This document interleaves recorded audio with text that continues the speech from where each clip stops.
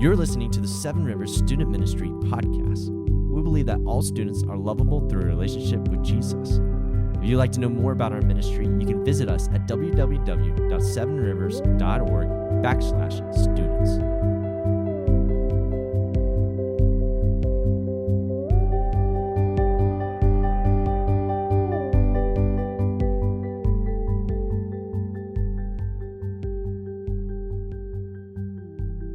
This is the place where we talk about the spilt milk of parenting teenagers. I love that name.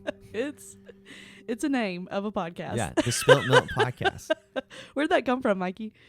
Sarah, it came from the Lord. The- Just spoke to The me Lord and spoke said, to you. This is the name of your podcast. Was it like an audible speaking or more of a circumstantial? It could be related to my child, maybe. Okay. So, Yeah. to a degree. So, I am Mikey Puckett. And I'm Sarah Harris. And we believe that all students are lovable through a relationship with Jesus. Yes. We did it. We are really good at this. We're already nailing the podcast. I know. I think we should just end it right now. 'Cause Let's do. Our listeners are like, this is great. I know. If I was a listener, I would be saying the same thing. Yeah. Well, we're nervous. I'm Yeah. nervous. Oh, for sure. Sarah, you're nervous. Pretty nervous.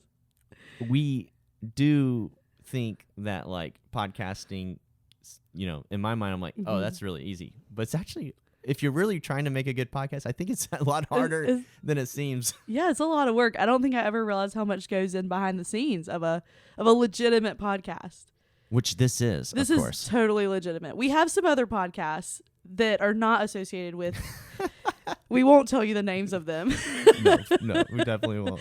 And but I don't think we've put quite this much work into them. We're really taking this one seriously. Yeah, because we really care about our parents. We really care about our students, and I think it's just like I want to do a good job for you guys. And so in my head, I'm like, I'm trying to do the best I can. I want to do the best I can for them, but then like I'm like, they probably hate this right now. Like I have this little voice inside my head saying, No.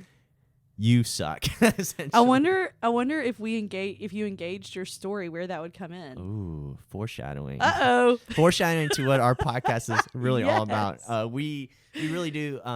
We really love our students. We love you guys as parents. And we really think parenting teens is difficult. Is really hard. It can be lonely. It can be exhausting. If anything, we want this podcast to maybe just be a place for you to feel like you have teammates. To feel like you have people in the fight with you, and we are. We're real people. We're your, we're your pastors. We're your shepherds. So we're with you. We want to do this with you guys. And our hats go off to you. We know your kids. Man, what a hard job to parent these kids. Listen, let's just start off by saying the parents, you guys are awesome. All right. They're our heroes. You're our heroes, guys. Yeah, we only do it for like, we're only a few seeing hours a week. Yeah, a few hours a week. You guys are every day. So Yeah, when I'm tired of your kids, I send them home to you. No, we're really. I mean, seriously, you guys have a special place in heaven as a parent. So, anyways, but one of the things that we've noticed in parenting, and I've noticed in my own parenting, is this constant cycle of failure and shame. And it just you fail, and then the shame, and you fail, and then the shame, and then the world's saying try harder, do these 5 steps, do 10 ways to get closer to your kids, 10 ways to build a great family community. I mean, it's just exhausting over and over again, and it leads into this failure and shame culture that we have in parenting. And so that's why this podcast is really for those who are out there who are failing and are feeling the shame. And I feel that all the time. I feel the failure and the shame. So this podcast is for the parents who just dropped their kids off at school and cussed them out on the way. Yeah. Or On the way to church. On the way to church. Yeah, Emily and I we'll get in a big fight on the way to church, and then show up at church and pretend like everything's cool as a cucumber, and we think we're fooling everybody, but I think, Sarah, you probably Yeah, can tell. I can see it on the faces. The I can tell. tension. I can tell in the way you move your hand during announcements that Oh yeah, that's something right. just happened. Something traumatic happened in the car. I'm sure the children's ministry team too, when they get tripped that morning, are like, "What's wrong?" He's in hysterics. Yeah, exactly. They must have had a fight this morning. So a big thing for us is we're going to go and wage war against shame, and the way we do that is with vulnerability, and the reason why we can be vulnerable is because of the gospel. Jesus becomes vulnerable. Jesus comes to earth, becomes human, experiences our experiences, and pays the price for our sin, and resurrects on the third day, conquering sin and death, so that you and I, we can go back to the places of our deaths, the places of our sins, the places of our trauma, the places of our hurt, and open that up. And so that's what we're going to try to do through this podcast, is essentially open up and allow the Lord to work and move. So that's our prayer for you guys, is that you would join us in experiencing the gospel. So Let's send it. I like it. Let's go, baby. Let's go.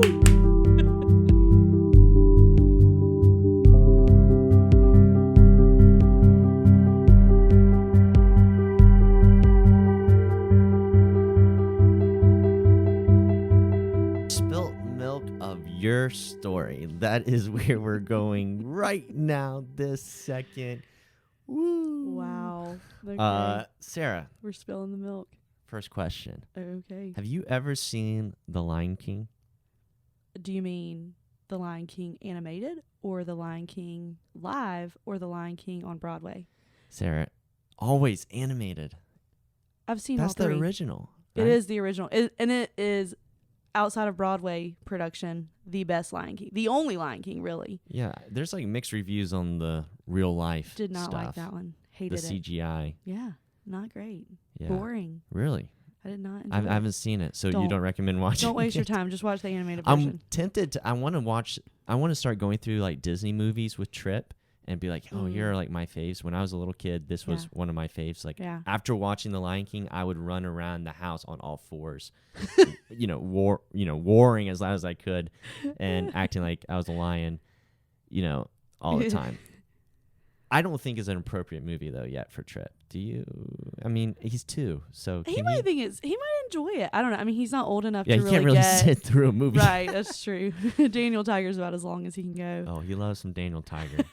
He is into some Daniel Tiger. So maybe he'd like the Lion King. He likes like the whole cat theme, Yeah, big cats. I kind of feel like his spirit animal might be a lion. I don't know. He kind of has that. Like, He does love to roar. Yeah, he does.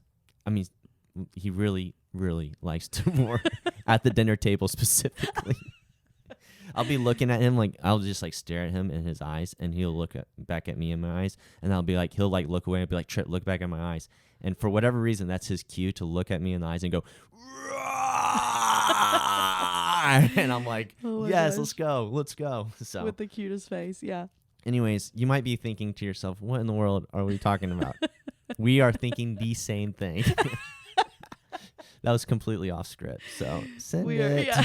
This is starting off well. Anyways, the reason why we bring up The Lion King is because we actually think that Simba gives us a lot of parallels to how we can navigate our story. And so when I'm talking about our story, I'm essentially talking about I want you as a parent to think of yourself as a little kid again. Or let's imagine wherever you are, if you're driving your car, if you're at your house, and I want you to bring into the room right now your little kid self, and whatever age that is, the age, and think about what is your little kid self wearing? Like, what are the clothes? Like, if I were to bring little Mikey into the room, he would probably be, I think, around the ages of 7 and 8.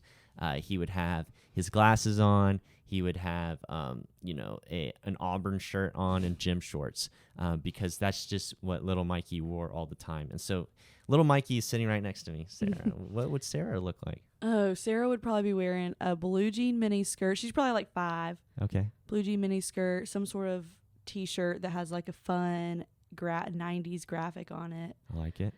Hair and pigtails, bright blonde hair, pigtails. Pigtails. Yeah. And Was that always, every day? Like I had to. I do remember wearing a lot of little ponytails and pigtails. I just had like the stereotypical blonde, thin, cute hair, and I was always ready for a picture. I think people just followed me around, like people being not the paparazzi, Yeah. but my family. The question is, would cameras. little Mikey and little Sarah be friends? Probably. I was friends with everybody. Okay, and that's my good. guess is that you were too. I was pretty shy, pretty like Yeah. if you were to tell little Mikey that you were going to do a podcast, he would say no He'd be way. I crying. would literally tell my friend if I wanted something, I would tell my friends to go ask for that for me. Like they would yeah. speak for me. I So guess I was a little shy too, but I made friends very easily. yeah. So Would- I think we would have been friends. What would little Sarah think of you right now Oh gosh. as a podcast? She would probably be asking for my autograph. Oh Yeah. Obviously. I've always dreamt of fame and fortune, and I'm maybe never fortune, but fame is certainly on the horizon. I love it. So you, wherever you are, bring your little kid self into the room and actually imagine them in the room with you. And that's what we want to do right now with you guys. And so Simba, in the story, and if you haven't seen the movie, Spoilers. alert, big time spoilers. We're going to spoil the whole movie. But Simba is the son of Mufasa, and he is one of the kind of the pivotal scene is Simba is trusting his uncle, who places him in a vulnerable position in the middle of a gorge, and then trauma occurs to Simba. He ends up experiencing what's it called? A herd of gazelle. Yeah, what were those what a stampede. That's Yeah. the word. A stampede, and then it of ends up. hyenas. Well, the hyenas spur. Oh wait. the Yeah. yeah. Okay. Shoot. These little details we're forgetting. It's okay. It's been a long time since I've seen the movie. But essentially, a herd of gazelle or something come down the gorge and end up his father trying to rescue him ends up losing his life, and so Simba feels shame, and the first words spoken to him by his uncle right after that are "Run away, Simba, and never return." And so Simba runs from the trauma and shame that he experiences and tries to forget. He grows up and becomes a man in the jungle where he hides his truth, his story, and pain. Wow. Mm. Who would have thought an animated movie could just pull on the heartstrings? Disney does it every time, man. Because they're great They're storytellers. great honestly. storytellers. They know how to tell a story. Mhm. And I think as adults, I think we forget that story is such a big deal. Right. The biggest deal. Yeah, and we need to realize that we need to go back and return to our stories. The phrase "run away and never return." We hear that as kids growing up. Your little Mikey heard that. Little Mhm. Sarah heard that. Mm-hmm.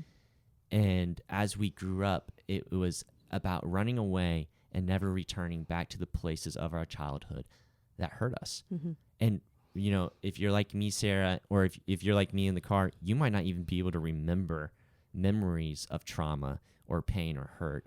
You think back on your childhood, and it was really good and really great, but it would be naive to think that was just all that your story was good and great, because the odds are is there was probably hurt, there was probably pain, Right. somewhere, somehow, some way within your family of origin.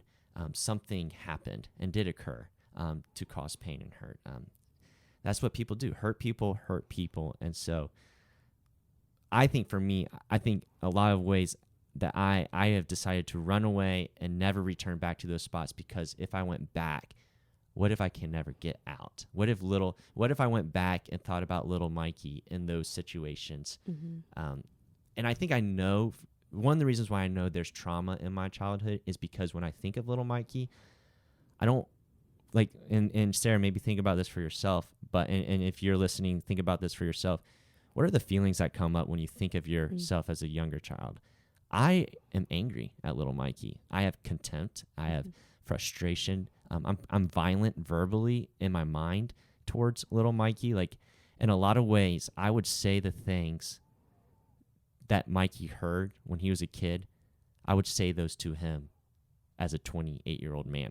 I would reiterate those and say those again to him. And I think you know, I kind of blame him for a lot of my problems as a 28-year-old. So I see this little kid and I blame him for my issues. Yeah. I don't know, Sarah, what do you?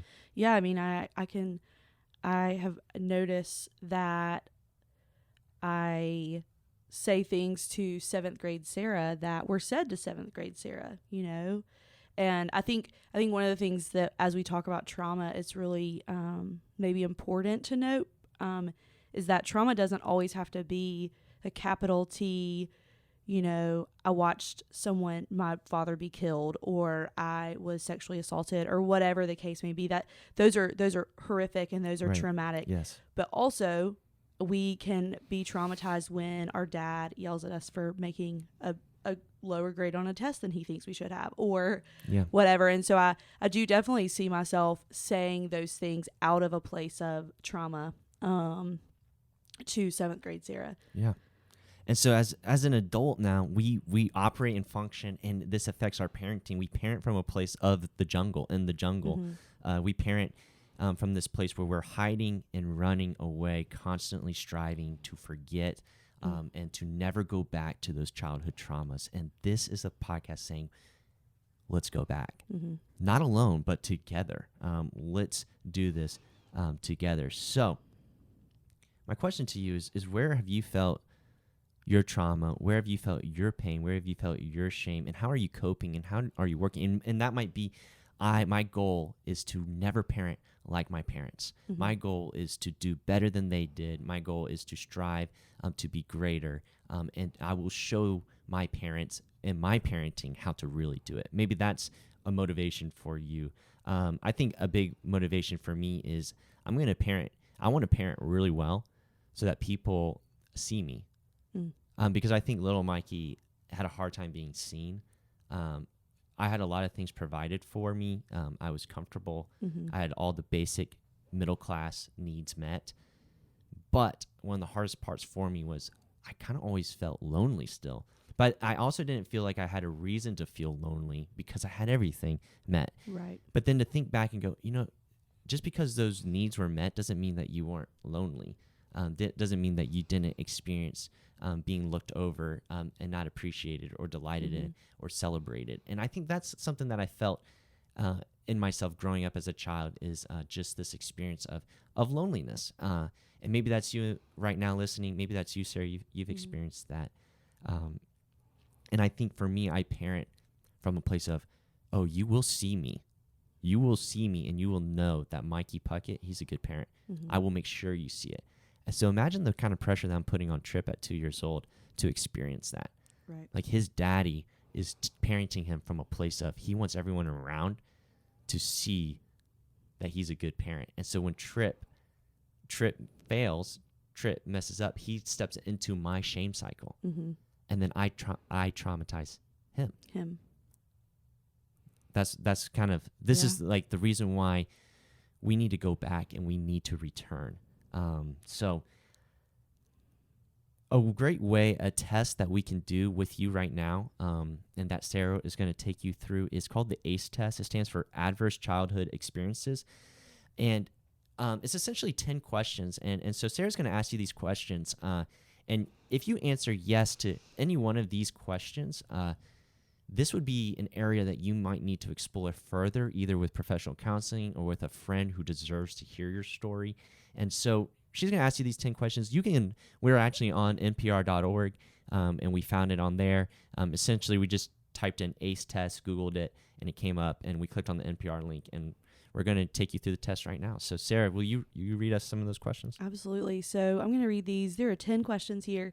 And like Mikey said, if you answer yes to any of them, we would recommend, and we have done this ourselves, recommend finding someone who you trust to counsel you through these things. So the first question is, before your 18th birthday, did a parent or other adult in the household often or very often swear at you, insult you, put you down, or humiliate you, or act in a way that made you afraid that you might be physically hurt?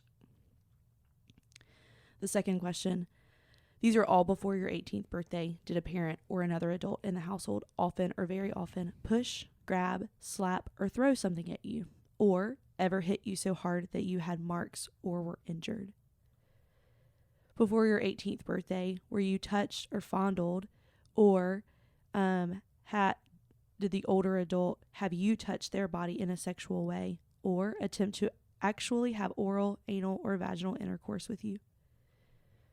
Before your 18th birthday, did you often or very often feel that no one in your family loved you or thought you were important or special, or your family didn't look out for each other, feel close to each other, or support each other?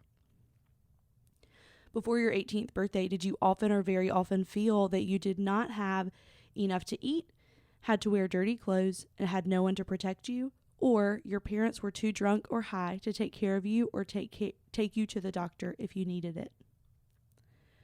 Before your 18th birthday, was a biological parent ever lost to you through divorce, abandonment, or another reason?